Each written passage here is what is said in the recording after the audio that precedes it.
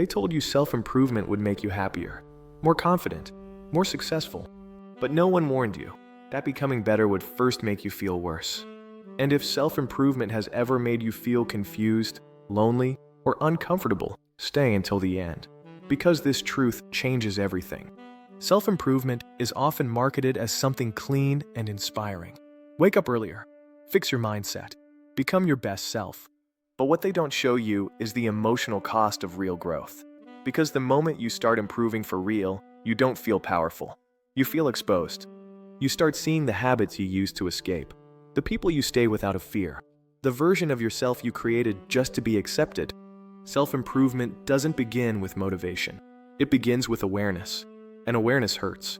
Because once you see the truth, you can't unsee it. You can no longer say, "That's just how I am." You notice patterns. You notice avoidance. You notice how often you betray yourself to keep peace. And this is where many people quit. Not because they are weak, but because growth threatens the identity they've been using to survive. Here's the part no one warns you about. Self-improvement can feel deeply lonely. When you change, some people won't know how to relate to you anymore.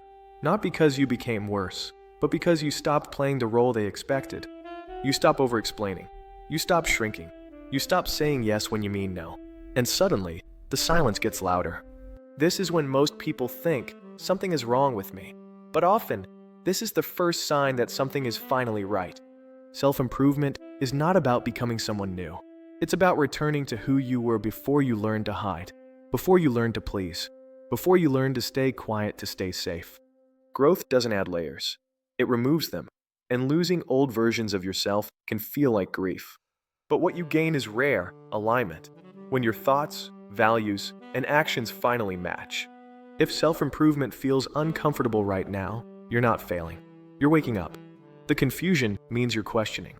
The loneliness means you're outgrowing. The discomfort means you're finally being honest with yourself. And that's where real transformation begins. Don't rush this phase. Don't numb it. Don't run back to who you were just because it feels familiar.